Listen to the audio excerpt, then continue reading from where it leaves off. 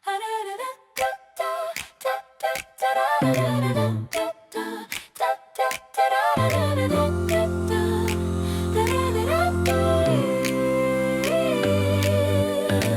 สดีค่ะกลับมาพบกันเป็นตอนที่3แล้วนะกับ JP on the go ในภูมิภาคคันไซช่วงใบไม้เปลี่ยนสีเรายังกินเที่ยวกับวัยรุ่นคันไซเหมือนเดิมค่ะแล้ววันนี้จะไปเที่ยวกันจุกๆ3เมืองเลยนะคะนั่นคืออุจินาราแล้ววนกลับไปโอซาก้าไปเที่ยวที่วัดที่ดังมากปังมากในปีนี้นั่นคือวัดดารุมะตามมาเที่ยวกันเลยค่ะ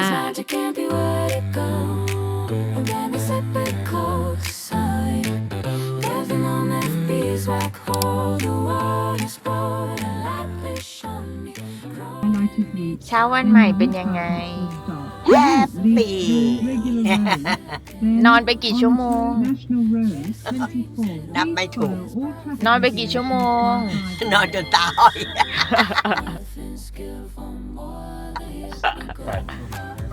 โอ้ย8อะไรตั้งแต่บ่าย2 เออ บ่ายสอง นอนมาถึงเช้า ตี 4-5-6 โมงนู่น ห้า โอ้ยนอนเกือบ15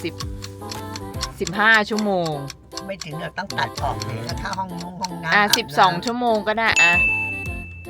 ประมาณนั้นอ่ะ 12 วัยรุ่นได้พักผ่อนอย่างจุใจแล้ว น่าจะพร้อมเดินทางแล้วค่ะ เดี๋ยววันนี้เราจะออกเดินทางจากเกียวโตมุ่งหน้าไปยังเมืองชาเขียวชั้นดี เมืองอุจินั่นเองค่ะ เราจะใช้เวลาเดินทางจากเกียวโตกันแค่ประมาณครึ่งชั่วโมงนะคะ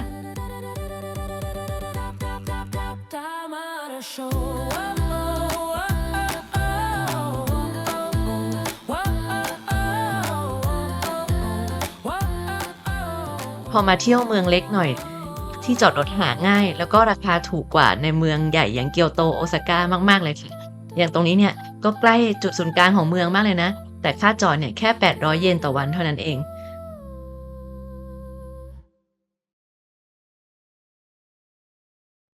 จุดหมายแรกที่เราจะเดินทางไปในเมืองอุจิก็คือวัดเบียวโดอินค่ะเชื่อว่าหลายๆคนน่าจะเคยได้ยินชื่อมาบ้างและถ้าเราเห็นจุดเด่นอาคารเด่นของเขาเราก็จะจำได้ทันทีว่าทำไมเราถึงคุ้นเคยกับวัดนี้มากๆ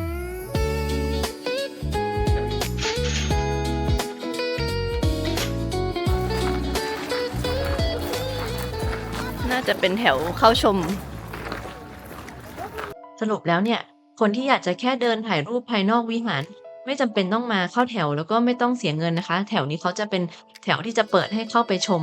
พระอมิตภะใกล้ๆวิหารเป็นรอบๆไป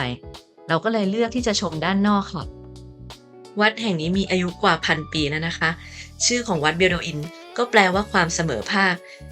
ความเชื่อตามนิกายสุขาวดีของเขาก็คือบอกว่าทุกคนทุกชนชั้นสามารถเข้าถึงดินแดนสุขาวดีได้เหมือนกันหลายคนอาจจะเคยถือเหรียญ10 เยนญี่ปุ่นไว้ในมือแต่ไม่ได้สังเกตว่ามันคือวิหารฟีนิกซ์ฮอลล์แห่งนี้นี่เองค่ะภาพของวิหารได้ถูกเลือกมาอยู่บนเหรียญ10 เยนในยุคหลังสงครามโลกค่ะเขาไม่อยากให้เป็นสัญลักษณ์ทางการทหารหรืออำนาจอะไรแต่อยากให้เป็นสัญลักษณ์ของความเสมอภาคคุณค่าของทุกๆคนที่อยากจะหยิบยื่นให้ชาวญี่ปุ่นได้มีอยู่ในมือเหมือนกันวิหารฟีนิกซ์แห่งนี้เนี่ยเขาเปรียบได้เหมือนกับเป็นดินแดนสุขาวดีในความเชื่อของศาสนาพุทธนิกายสุขาวดีเนี่ยแหละค่ะแล้วก็มีพระอมิตภะประดิษฐานอยู่ภายในวิหารนี้นอกจากวิหารฟีนิกซ์แล้วที่นี่ยังมีวิหารเล็กๆนะคะอยู่ใกล้ๆทางเข้าเนี่ยแหละเป็นของพระฟูโดเมียวโอซึ่งพระท่านเนี่ยจะมีหน้าตาดุดันถือดาบอะไรอย่างนี้นะคะแต่ว่าท่านมีหน้าที่ในการปัดเป่าทุกภัยในโลกปัจจุบันค่ะก็เลยจะเห็นว่าก็จะมีคนเข้ามาไหว้เข้ามาสักการะอยู่เรื่อยๆเหมือนกันจากหน้าวัดนะคะเราก็เดินไปตามถนนที่เราเห็นเลยมันก็จะมีร้านชาเขียวร้านขนมร้านอาหาร2 ข้างทางเมืองอุจิเนี่ยเขาปลูกชามาตั้งแต่ศตวรรษที่13-14เลยนะคะเนื่องจากว่าเขามีดินมีอากาศแสงแดดน้ำที่เหมาะสมกับการปลูกชาเขียวมากร้านเรามีแถวเข้าตั้งแต่ยังไม่เปิดค่ะเขาเปิด10 โมง ร้านนากามูระโทกิชิเขาไม่ได้เพิ่งดังเพราะกระแสนะคะเขาก่อตั้งมาตั้งแต่ยุคปลายเอโดะแล้วก็อยู่มาถึง170 ปี จนดังจนถึงปัจจุบันนี้แหละค่ะเขามี2สาขาในเมืองอุจินะคะเราเลือกมาสาขาเมียวโดอินเพราะว่ามันอยู่ริมแม่น้ำอุจิเลยแล้ววิวบรรยากาศสวยงามมากพอเข้ามาได้เพื่อนๆหาที่นั่งนะคะแล้วก็ไปสั่งอาหารระหว่างรอคิวรับขนมรับอาหารเนี่ยค่อยมาชอปปิงกันได้ค่ะ ภายในร้านเขาจะมีจำหน่ายทั้งมัตจะและเซนชะนะคะแต่ที่ให้ชิมตรงนี้เนี่ยจะเป็นส่วนที่เป็นเซนชะคือเราจะต้มใบแต่ว่ากรองเอาแต่น้ำมาดื่มนะคะส่วนมัตจะจะเป็นกระปุกเขียวๆตรงนี้ซึ่งเขาบดเป็นผงแล้วเราก็ไปชงแล้วก็กินทั้งใบรอนานประมาณครึ่งชั่วโมงได้นะคะกว่าเราจะได้ขนมเราสั่งเป็นมัตจะพาเฟ่เมนูเอกลักษณ์ของเขาแก้วทรงสูงอันนี้นะคะซึ่งมีองค์ประกอบเยอะมากนะทั้งไอติมมัตจะเยลลี่ชาเขียวครีมชาเขียวโมจิข้าวพองนะคะเรียกว่ามี texture หลายอย่างมากใน1ถ้วยส่วนถ้วยเล็กเตี้ยกว่าเนี่ยเป็นมัตจะโฮจิชะคาเฟ่เป็นไง จืด ทีม ต้องตักลงไปลึกๆให้ได้หลายอย่าง ตอนแรกตักได้แต่ครีมข้างบนวัยรุ่นเกือบจะไม่พอใจแล้วค่ะเพราะว่าไม่ได้ไอติม เราชอบโฮจิชะเราว่าพาเฟ่ทั้ง2ถ้วยนะคะทำออกมาได้ลงตัวนะเพราะว่าแน่นอนไอติมชาที่เป็นหลักๆเนี่ยทั้งมัทฉะทั้งโฮจิชะมันเข้มข้นและหอมมากมาบวกกับองค์ประกอบอื่นๆที่มันให้ texture ที่แตกต่างทำให้การกินขนมวันนี้มันสนุกมากขึ้นค่ะรองท้องด้วยของหวานแล้วเดี๋ยวเราไปกันต่อค่ะเดี๋ยวจะไปตามหาร้านของคาวที่เราเล็งไว้เพื่อต่อคิวก่อนค่ะระหว่างทางนี้เราก็เจอร้านที่ดังๆอะไรของเมืองอุจิมากมายเลยนะ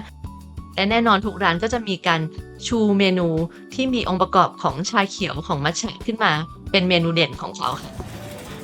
เป็นร้านที่ดูแบบบ้านๆแต่เนี่ยที่คล้ายๆเมลอนปังชาเขียวเนี่ยดังอันนี้ก็ดังอยู่ข้างๆม็อกเบเกอรี่เนี่ยอยู่ข้างๆมัทฉะรีพับลิกนะคะก็ดูดังอยู่วัยรุ่นมักจะมากินมื้อกลางวันวันนี้เราไม่ได้เลือกเมนูชาเขียวนะคะเราเลือกร้านที่มี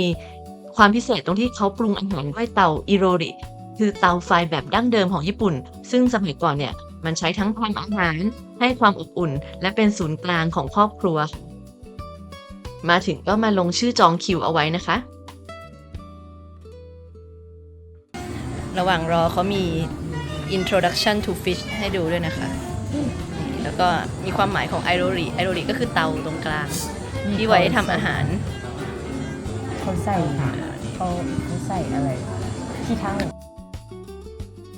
เตาอิโรริเนี่ยมันจะเหมือนเป็นหัวใจของบ้านญี่ปุ่นสมัยโบราณค่ะคือมีหน้าที่หลายอย่างนอกจากปรุงอาหารให้ความอบอุ่นก็จะเป็นที่ที่สมาชิกในครอบครัวล้อมวง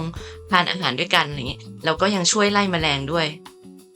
สิ่งที่ใช้จุดเตาก็จะเป็นเขาก็จะมีขี้เถ้ารอบๆนะคะแล้วก็ใช้ถ่านหรือว่าไม้ในการก่อไฟขึ้นมา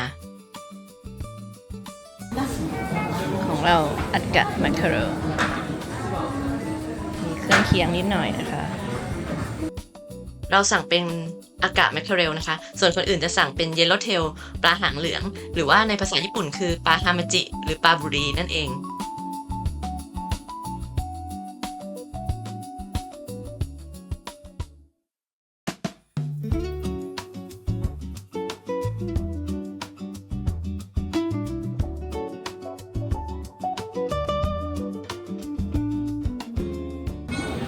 ต่อมาเราจะทานแบบใส่ซุปดาชิแล้วนะคะก็ใส่สาหร่ายใส่วาซาบิเข้าไปปลาด้วยแล้วก็น้ำซุป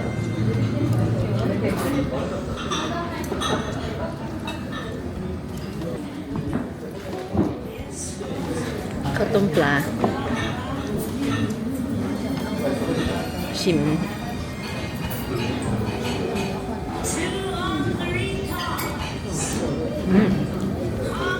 น้ำซุปก็เชิงๆดีค่ะเราชอบการทานทั้ง2แบบเลยนะคะเพื่อนๆลองมาชิมกันนะถ้าได้ผ่านมาแถวอุจิ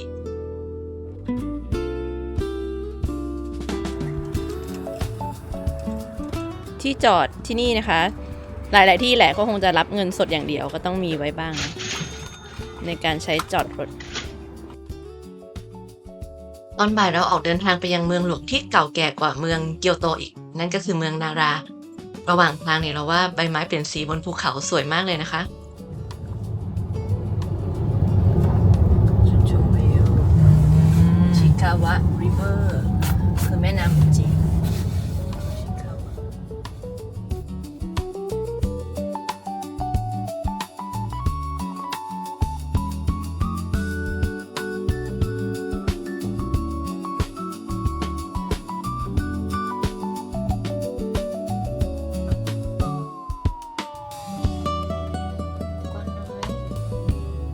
มาถึงเมืองนาราแล้ว แต่ว่าไม่มีที่จอด คนเยอะมาก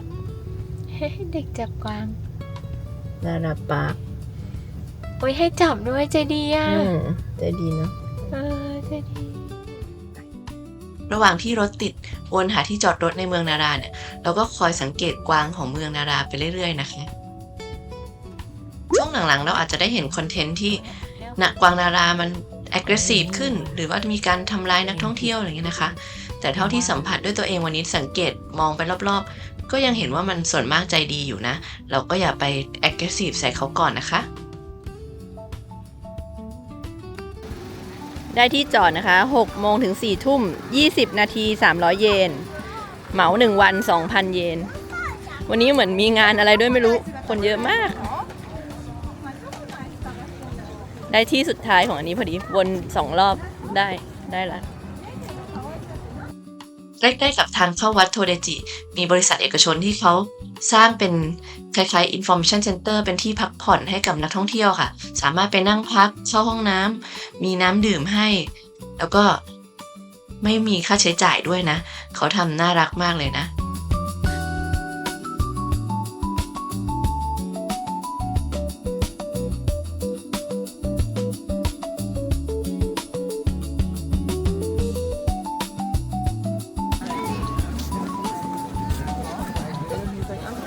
ข้างหน้าก็จะมีตลาดของกินตามภาษาญี่ปุ่นจะไม่มี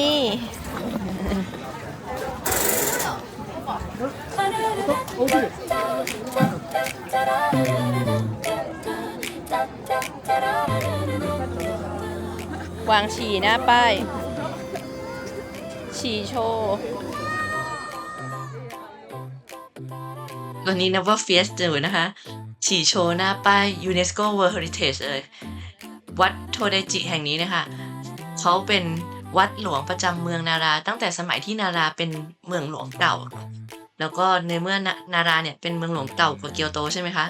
วัดนี้ก็เก่าแก่มากๆกว่าทุกวัดที่เราไปมาที่เมืองเกียวโตวัดนี้เนี่ยก่อตั้งมาตั้งแต่คริสตศักราช728นะคะและประตูวัดทางเข้าไม้อันเนี้ยก็เป็นประตูที่ใหญ่ที่สุดในญี่ปุ่นเลยนะคะและมาถึงวัดโทเดจิอย่าพลาดที่จะเข้าไปชมอาคารไดบุสึเดนแปลตรงตัวว่าวิหารพระใหญ่นะคะซึ่งเป็นอาคารหลักของวัดแห่งนี้แต่สิ่งที่เก่าแก่ที่สุดของวัดโทเดจิไม่ใช่อาคารไม้นะคะเพราะว่าอาคารไม้มีการไฟไหม้แล้วก็มีการบูรณะขึ้นมาใหม่หลายรอบสิ่งที่เก่าแก่ที่สุดคือโคมแปดเหลี่ยมที่ทำจากสำริดตั้งอยู่ตรงกลางทางเดินทางเข้าไปยังวิหารเนี่ยนะคะเพื่อนๆอย่าพลาดมาชมนะเขามีอยู่ตั้งแต่ศตวรรษที่8นะคะ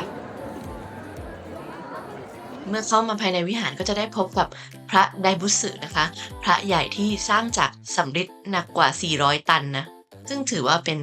พระทองสำริดที่ใหญ่ที่สุดของโลกเลยนะคะ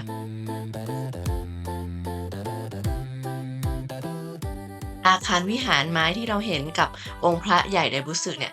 มีการสร้างใหม่ขึ้นมาในยุคเอโดะนะคะเนื่องจากว่ามีการเสียหายไปอย่างมากจากไฟไหม้ค่ะสร้างใหม่300ปีก่อนส่วนอันโมเดลทางซ้ายคืออันเก่า800ปีใหญ่กว่านี้กว้างกว่านี้ค่ะนี่ฝั่งซ้ายขององค์พระนะคะก็จะมีเสาที่เขาบอกว่ามันมีรูที่ความกว้างเท่าจมูกพระเท่านั้นเองคนที่สามารถรอดรูนี้ได้ก็จะถือว่าจะโชคดีแอบดูมีใครทำสำเร็จนี่เด็กไปแล้ว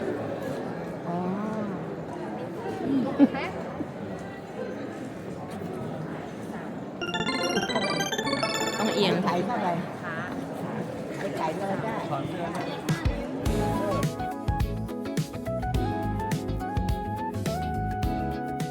พอตอนเย็นมีคุณป้ามาฉีดล้างถนนให้ด้วยค่ะ เพราะมันก็จะมีขี้กวางฉี่กวางเยอะอยู่ โอ้ ใช้แรงงานนี้ก็ยังเป็นผู้สูงอายุนะเนี่ย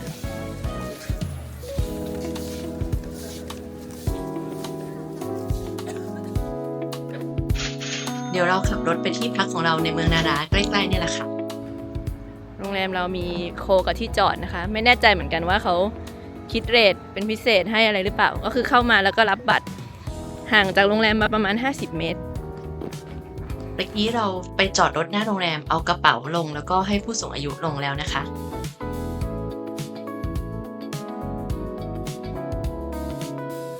ที่พักของเราวันนี้เป็นแบบเรียวกังค่ะเราก็ไม่ค่อยชินนะไม่ค่อยได้พักแบบเรียวกังเราจะพบการดูแลที่เอาใจใส่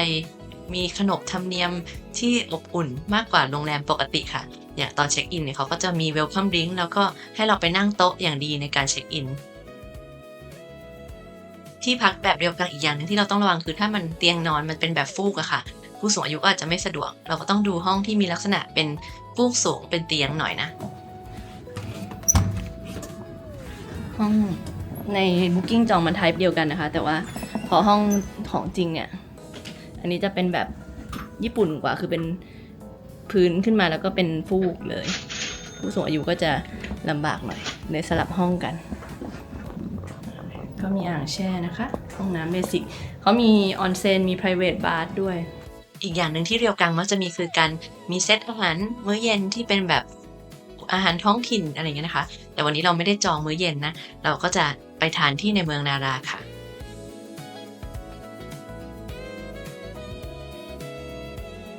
นี่ร้านโมจิเจ้าดังจากอุบิเหตุทำให้เรามาไม่ทันนะคะเขาปิด6 โมงนี่เขาเก็บละ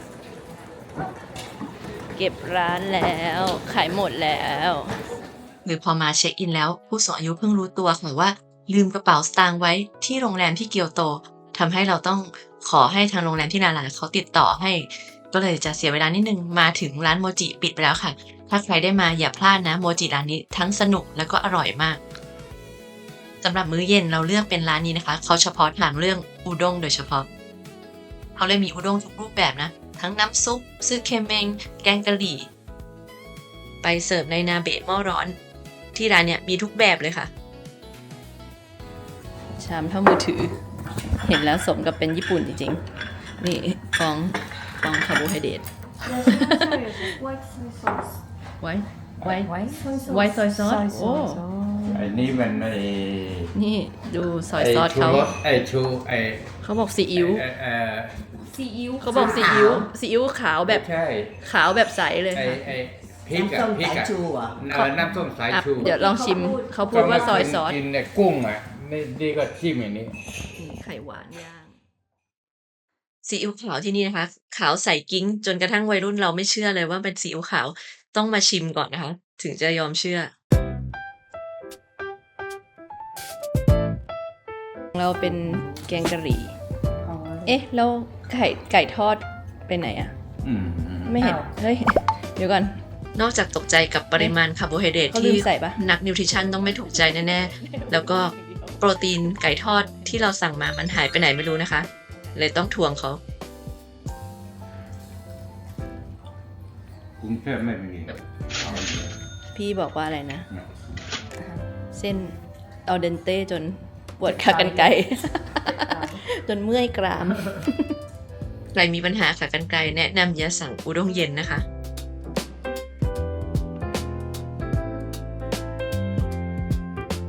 อรุณสวัสดิ์เช้าวันใหม่ค่ะ ตื่นมาพร้อมกับได้ฟังข่าวดี เจ้าหน้าที่โรงแรมเขาบอกว่าเขาเจอกระเป๋าสตางค์เราแล้วที่เกียวโตค่ะ เดี๋ยวเขาจะทำการประสานงานกัน แล้วก็จะส่งกระเป๋าสตางค์ไปให้ แต่จะถึงวันพรุ่งนี้ก็คือเราจะต้องไปรับที่โรงแรมของเราที่วาคายาม่านะคะ ก็ต้องขอบคุณเจ้าหน้าที่ที่เรียวกังโยชิดายะที่นี่มากๆเลยเขาช่วยเหลือเราอย่างดีมากๆจนเราได้ของคืนนะคะได้ฟังข่าวดีแล้วทีนี้ก็จะไปทานข้าวเช้าได้อย่างสบายใจแล้วล่ะค่ะ ข้าวต้ม ข้าวสวย สลัด มื้อนี้ แซลมอน กินเยอะนะ เดี๋ยวไปออก และ กำลัง ไข่ตุ๋นโหอาหารเช้า ปกติไม่กินข้าวเช้า เยอะเลยอลังการ เป็นข้าวเช้าที่จัดเต็มที่สุดในรอบหลายปีเหมือนกันค่ะ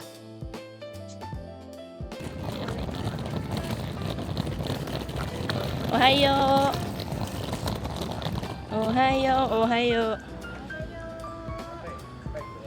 เช้าๆแบบนี้น้องกวางกำลังเดินออกไปทำงานน่ารักมากเลยค่ะ เยอะจริงๆ ตอนเช้า เหมือนมันรู้เวลาด้วยนะ มันเดินไปพร้อมกันเนี่ย ใช่ไปทางเดียวกันหมด ไปหาอาหารที่วัดนะ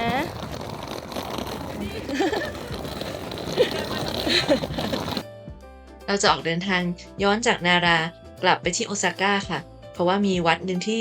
ปีนี้ดังมากปังมาก ตามมาดูกันนะคะ อันนี้ถ่ายมาให้ดูเพราะว่าที่จอดที่นี่แปลกก็คือใส่การ์ดจอดรถเสร็จ แล้วก็ให้ใส่การ์ดที่ได้มาจากโรงแรมเข้าไปในช่องเดียวกันค่ะ2 ใบ แล้วมันก็จะเปิดออก Use the left lane to take the Danihana Toll Road ramp, then continue following the road. เรากำลังเดินทางไปยังวัดคัตสึโอจินะคะ เขาจะอยู่ในเมืองมิโนะทางตอนเหนือของโอซาก้า ถ้าใครไม่ได้ขับรถไปเนี่ยวิธีการเดินทางจากโอซาก้านะเพื่อนๆก็จะสามารถนั่งรถไฟก่อนนะคะแล้วไปต่อรถบัส รถไฟจะเป็นสายโลคอลมิโดซุจิไลน์ไปลงที่ป้ายมิโนะคายาโนะแล้วก็จะมีรถบัสประจำทาง2 สายคือสาย 29 กับสาย 30 ไปที่วัดได้ แต่ถ้าใครเนี่ยรวมตัวกันได้สัก 3-4 คนนะคะนั่งแท็กซี่จากป้ายรถไฟมิโนะคายาโนะเนี่ยไปที่วัดเขาก็บอกว่าประมาณแค่ 3,000 กว่าเยนก็ไม่ได้แพงมากนะส่วนเราขับจากเมืองนาราเนี่ยใช้เวลาประมาณชั่วโมงกว่าๆค่ะช่วงเส้นทางสุดท้ายท้ายๆเนี่ยมันจะเป็นทางขึ้นเขาคดเคี้ยวหน่อยแต่ว่าขับได้ไม่อันตรายนะเพราะเขาจำกัดความเร็วไว้ที่30 กิโลเมตรต่อชั่วโมงเท่านั้นเรามาถึงวัดในช่วงประมาณสักไม่ถึง10 โมงนะคะ9 โมงครึ่งได้คนเยอะมากๆเลยแต่เขาก็มีการจัดการที่ดีนะที่จอดรถก็มีให้จำนวนเยอะแล้วก็จัดระบบไว้อย่างดี ใครจะขึ้นมาเขามีรถบัสนะคะ แล้วก็มีแท็กซี่มีเยอะเลยล่ะ ส่วนมากคนก็ต้องเรียกแท็กซี่เพราะรถบัสอาจจะรอบน้อยอย่างเงี้ย วัดใหญ่โตและมีการจัดการที่ดูดีมากๆนะคะแต่ค่าเข้าถูกมากเลย500 เยนเท่านั้นเอง พอเราซื้อตั๋วแล้วนะคะ ก็จะได้โปสการ์ดมาทำมิชชั่นกันคราวนี้เป็นรูปแนวนอนนะต้องมาลุ้นรูปเขาเปลี่ยนบ่อยเหมือนกันนะเท่าที่เราเห็นรีวิวมาดูซิว่าเดินครบสแตมป์6 จุดแล้วเราจะได้รูปอะไรวันนี้เขามีวิวแชร์ไฟฟ้าให้ยืมนะคะแต่ต้องบังคับเองเป็น これコントローラーคอนโทรล คอนโทรล これスピードねรถนี้ให้บริการฟรีเลยนะคะ เรามาแจ้งเจ้าหน้าที่ตรงที่บริเวณที่ทางเข้าได้เลย แล้วเขาก็จะสอนใช้แล้วเราก็ไปซิ่งกันได้แล้วค่ะ Thank you ありがとう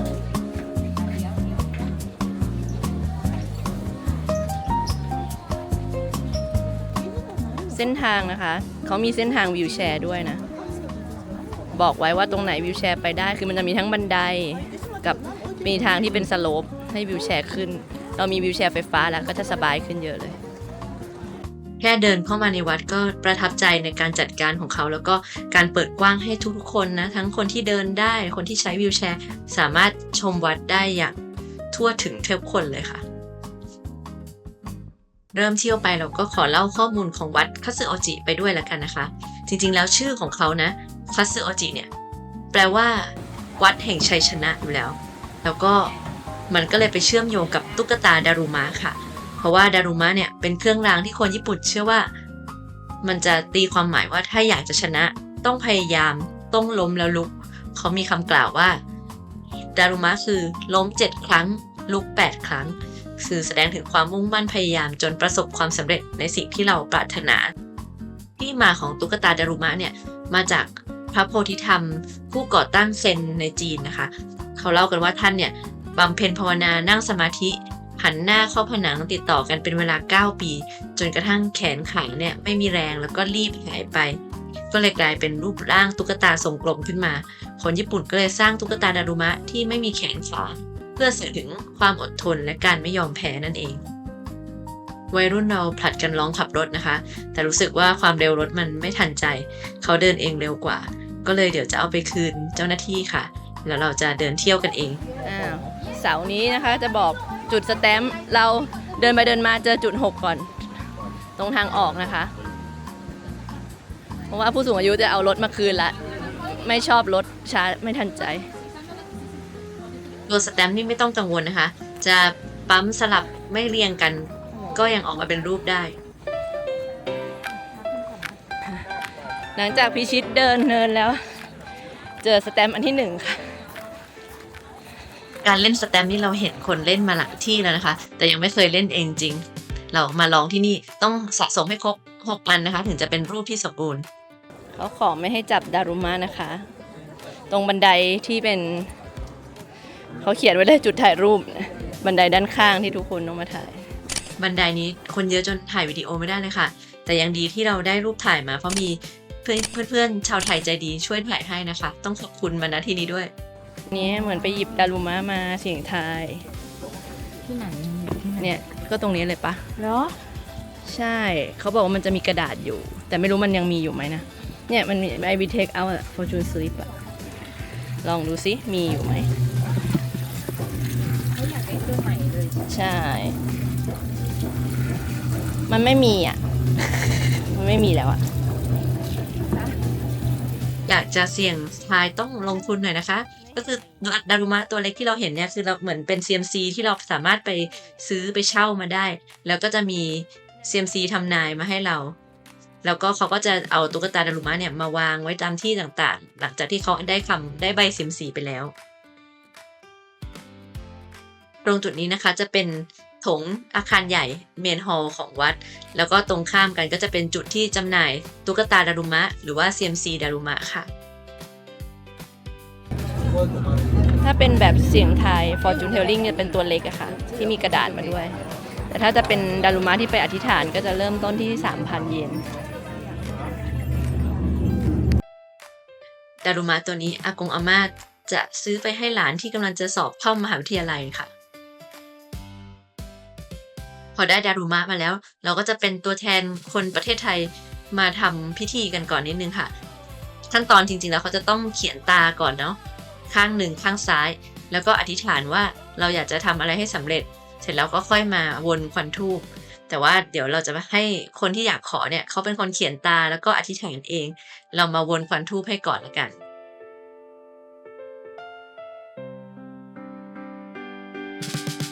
ถ้าเมื่อไหร่ที่คำขอของเราประสบความสำเร็จแล้วเนี่ยนะคะ เขาจะเขียนใต้ข้างขวาของดารุมะแล้วก็สามารถจะเอาดารุมะเนี่ยมาคืนที่วัดแห่งนี้ แล้วเดี๋ยวทางวัดเนี่ยเนื่องจากมีคนมาเอาดารุมะมาคืนเยอะมากทุกปีเขาเลยต้องจัดพิธีเผาดารุมะตอนสิ้นปีตอนปลายเดือนธันวาคมเนี่ยแหละค่ะ แต่ว่าถ้าใครทำสำเร็จแล้วอยากจะเขียนตาแล้วตั้งทิ้งไว้ที่บ้านเป็นที่ระลึกก็ไม่ได้ผิดอะไรนะคะ นี่ไง3,600 เจอแล้ว อยู่หลังเจดีย์3/6เรายังไม่หลุดทาง เริ่มจาก 6 มาก่อน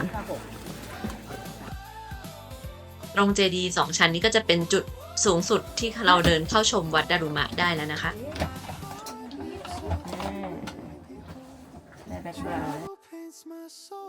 มองจากจุดนี้ก็จะเห็นภาพมุมกว้างของวัด ซึ่งก็มีความสวยงามมากๆในฤดูใบไม้เปลี่ยนสีจริงๆค่ะ And I wanna show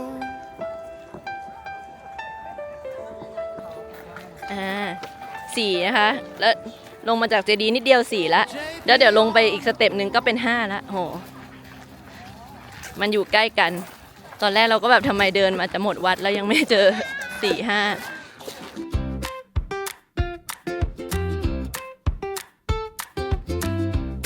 ตรงนี้ค่ะทุกคนเขาบอกจุด A B C D อยู่แล้ว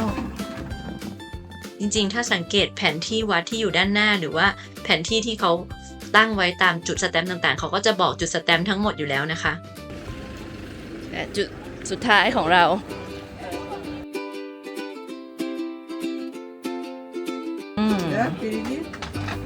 ปั๊มสุดท้ายสีดำเป็นหน้าดารุมะคนอื่นสุดท้ายเขาจะเป็นสีแดงใช่ไหม ใช่ ความพยายามเล็กๆน้อยๆของเราวันนี้ก็ออกมาเป็นภาพดารุมะที่สวยงามแล้วนะคะ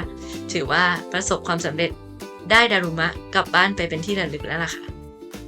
มาเที่ยววันนี้แล้วก็ไม่แปลกใจที่ทำไมทุกคนต่างหลั่งไหลมากันนะคะก็ไม่อยากให้พลาดเลยนะเพราะทั้งมีความน่ารักทั้งความหมายที่ดีของวัด ถ้าจอด2ชั่วโมง 1,000 เยนค่ะเราโดนไป 2,000 เยน ออกจากวัดก็ประมาณเที่ยงแล้วนะคะ เริ่มหิวกันมากๆแล้วเดี๋ยวเราจะมุ่งหน้าตรงไปกลางเมืองโอซาก้านะคะไปย่านโอเมดะตามหาข้าวหน้าปลาไหลย่างที่มีไข่เด้งดึงอยู่เห็นยูทูบเบอร์เห็น IG ทุกคนมากินกัน Your destination is on the left. ได้ เข้ามาใจกลางเมืองที่จอดรถหายากเหมือนกันค่ะสุดท้ายเราได้ของห้างโยโดบาชินะที่เป็นขายเครื่องใช้ไฟฟ้าร้านเราเนี่ยอยู่ห้างชื่อลูคัวนะคะหรือลูคัวไม่รู้ LUCUA จะมีทางเชื่อมจากโยโดบาชิที่ชั้น 2 ได้เลยแต่พอเข้ามาในห้างลูคัวแล้วให้ลงไปที่ชั้น B2 นะคะจะเป็นชั้นอาหาร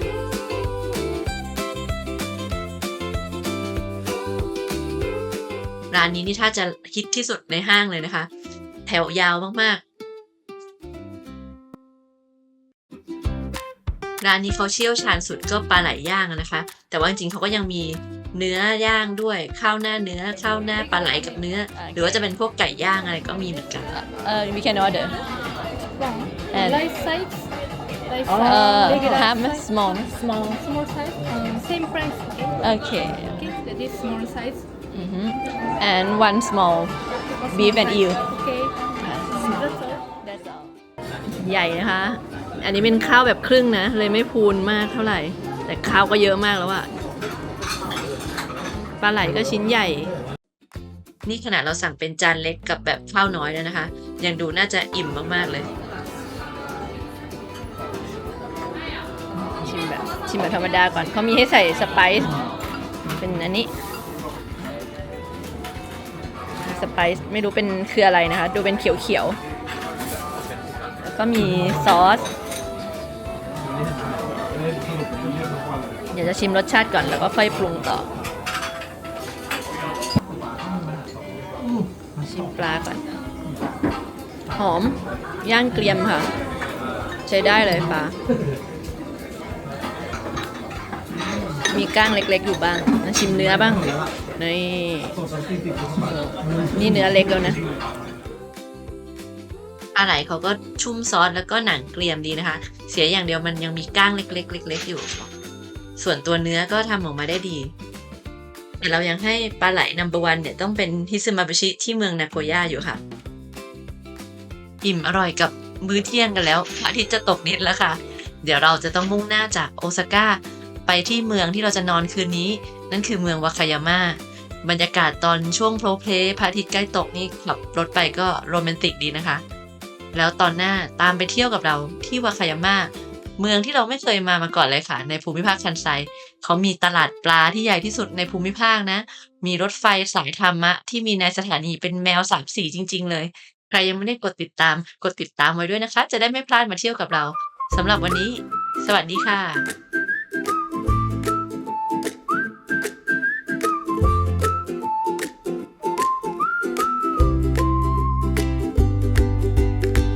Waking up to a brand new sunrise. Another day, another place to know. Mountains whisper, oceans call my name. There's magic everywhere I go. And every step becomes a story. Every moment feels like home. The world is wide and life is short.